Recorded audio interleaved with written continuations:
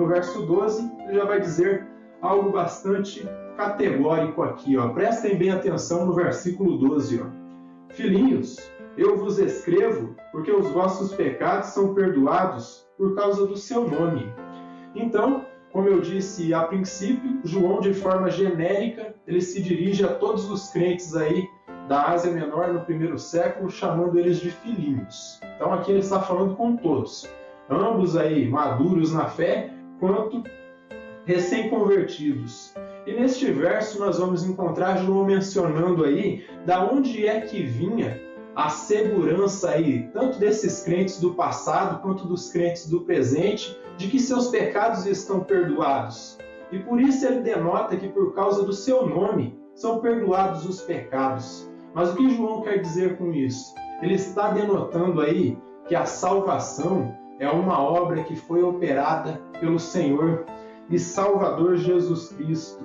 Então ele demonstra que essa confiança aí de que seus pecados estão perdoados vem da pessoa e obra do Senhor e Salvador Jesus Cristo na cruz do Calvário. Isso aí não veio por intermédio de obras humanas. Então, o que ele começa a denotar aí? Por isso ele denota que por causa do seu nome são perdoados os pecados. Desta forma, o que João descreve aqui é que essa salvação ela vem do Senhor e Salvador Jesus Cristo. Abra comigo aí em Mateus, no capítulo 20, em versículo 28. E veja o que está dito aqui em Mateus, no capítulo 20, e versículo 28. Aqui fica claro de onde é que vem a nossa segurança de que nossos pecados estão perdoados. Então João aí, mais uma vez, ele começa a expressar que crentes tanto do passado quanto do presente devem ter isso em mente e entender que sua salvação foi ganha na cruz do Calvário por meio da vida e obra do Senhor e Salvador Jesus Cristo. Não veio por obras humanas, não veio por méritos humanos, visto que nós não temos, mas por meio do Senhor e Salvador Jesus Cristo. Então aqui, no capítulo 20 de Mateus, versículo 28, diz assim, tal como o Filho do Homem, que não veio para ser servido, mas para servir e dar a sua vida em resgate de muitos. Muitos o quê? Muitos eleitos. Então ele deu a sua vida em resgate da nossa. E se a sua vida foi dada em resgate da nossa, é porque nós estávamos perdidos, mortos em nossos pecados. Éramos pessoas aí reputadas como pessoas desprezíveis, ali misturadas com essa natureza caída que nos leva a pecar. E desta forma o Senhor ele veio para nos restituir de volta à presença do Pai. Então, sendo assim, nós devemos entender que Cristo morreu por nossos pecados, não foi por méritos humanos, pelo contrário, ele morreu por causa dos nossos deméritos, por causa dos nossos delitos, por causa dos nossos pecados, e desta forma, como já expressei em outras exposições aqui, uma coisa que o crente deve ter na sua mente é que o inocente morreu por causa do pecado. O inocente morreu por causa do pecador, e desta forma, aquele que é inocente morreu por causa daquele que era o culpado. Então, nesse sentido, o que nós vemos aí na história bíblica é que um inocente morreu por causa de um fora da lei, por causa de um bandido, transgressor, que era o ser humano. Então, foi por causa dos nossos delitos, e em verdade nós não temos méritos. Ao contrário, o Senhor ele morreu por causa do amor que ele tem pelo seu nome. Então, desta forma, nós devemos entender que foi por causa da sua natureza, que é santa, e desta forma, ele nos santifica. Veja aí Ezequiel, no capítulo 36, de versículo 22 até o 27. É uma palavra que foi falada aí para os hebreus, só que se aplica à igreja do Senhor Jesus Cristo nos dias de hoje também, porque da mesma forma que ele agiu com Israel, tirando o coração de pedra, tirando o coração ali duro deles e colocando um coração de carne deles para que eles pudessem ali viver a palavra do Senhor, assim ele fez conosco. Então, em Ezequiel, no capítulo 36, de versículos 22 até o 27, nós vamos encontrar o seguinte dizer, ó.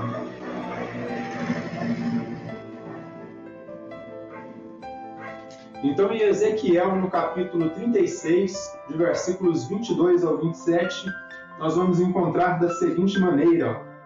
Dize, portanto, à casa de Israel, assim diz o Senhor Deus, não é por amor de vós que eu faço isto. E da mesma forma o Senhor pode falar para nós, ó, não foi por amor de vocês que eu fiz isto, matando meu filho na cruz do Calvário, mas foi por causa da minha santidade que havia sido ferida. Foi por causa da transgressão ali, que era tão grande, que eu tive que matar o meu filho. E desta forma, por amor do meu nome, por causa da minha santidade, eu fiz isto. Então dize, portanto, à casa de Israel, assim diz o Senhor Deus, não é por amor de vós que eu faço isto, ó casa de Israel, mas pelo meu santo nome, que profanaste entre as nações, para onde fostes? Vindicarei, ou seja, confirmarei, a santidade do meu grande nome que foi profanado entre as nações, o qual profanaste no meio delas. As nações saberão que eu sou o Senhor, diz o Senhor Deus, quando eu confirmar a minha santidade perante elas. Tomar-vos-ei dentre as nações, e vos congregarei de todos os países, e vos trarei para a vossa terra. Então aspergirei água pura sobre vós, e ficareis purificados de todas as vossas imundícias, e de todos os vossos ídolos vos purificarei. Então o Senhor falou para Israel que iria lavá-los com água pura. E dessa mesma forma Ele faz conosco hoje. Ele nos lavou com a água pura da sua palavra, nos purificou e tirou de todo o nosso coração todos os ídolos da nossa carne. E quais eram os ídolos da nossa carne? Os pecados cometidos anteriormente. E desta forma, veja o que ele vai fazendo. Ó. Dar-vos-ei coração novo, e porei dentro de vós espírito novo. E não foi isso que ele fez com a igreja? Tirou o coração de carne, o coração duro, que era contra a palavra, e colocou um coração de carne. Tirou o espírito aí, voltado para o mal, voltado para o pecado, e colocou o seu Espírito Santo, e nos fez nos chegarmos a ele. Então tirarei de vós o coração de pedra, e vos darei um coração de carne. Porei dentro de vós o meu espírito, e farei que andeis nos meus estatutos, guardeis os meus juízos, e os observeis. E da mesma forma ele faz com seus eleitos. O que ele fez ali com Israel, de forma nacional, como uma nação, aqui, entre os gentios, ele faz com indivíduos. Ele pega o indivíduo eleito dele lá na sarjeta do pecado, como um mendigo contaminado, sujo pelo pecado, e ele vai e traz para a sua presença e coloca ali vestes novas, coloca um espírito novo, um coração novo, e o coloca a se inclinar para aquilo que é correto.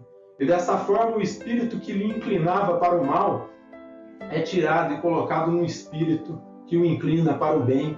Ainda que no decorrer da sua vida cristã ele vai continuar cometendo erros, só que a única diferença que tem daquele que não se converteu para aquele que é convertido é que ele não continua na prática do pecado. O mundo jaz no maligno, está adormecido no maligno, mas o crente, o eleito de Deus, ele não está adormecido. E desta forma, ele luta, ele confronta o pecado todos os dias, e ele luta para se manter na fé. E essa garra, essa perseverança não surge dele mesmo. Essa perseverança vem por causa da unção do Espírito de Deus. Porque se ele não tivesse o Espírito de Deus, ele já teria desistido. A única coisa que nos mantém de pé é o Espírito Santo de Deus. Então, como eu disse, isso foi dito para Israel, mas se aplica categoricamente à Igreja do Senhor e Salvador Jesus Cristo nos dias de hoje. E nesse sentido nós devemos entender, meus irmãos, que a salvação é obra do Cordeiro de Deus, do Senhor Jesus Cristo, do começo ao fim. Dentro da salvação não há cooperação do ser humano, visto que o seu coração é continuamente voltado para o mal. Só que quando ele é chamado na graça do Eterno, ele começa a trilhar um caminho que é correto, mas por causa do Espírito de Deus. Se deixasse por suas obras, por suas conquistas humanas, você continuaria no charco de lodo do pecado. Então a obra é dele, é do Senhor. E desta forma devemos entender, meus amados irmãos, que quem nos justifica é Ele, quem nos santifica é Ele, e quem há de nos glorificar será Ele também. Você não consegue se justificar sozinho, tampouco se santificar e muito menos ser glorificado sozinho por sua própria conta. Se o Eterno não fazer essa obra tão maravilhosa na sua vida, você vai continuar no erro do pecado. Então quem nos santifica é Ele, e quem irá nos glorificar será Ele. Desta forma, honre e glorifique o nome do Eterno, pois seu nome é santo e nós também devemos ser.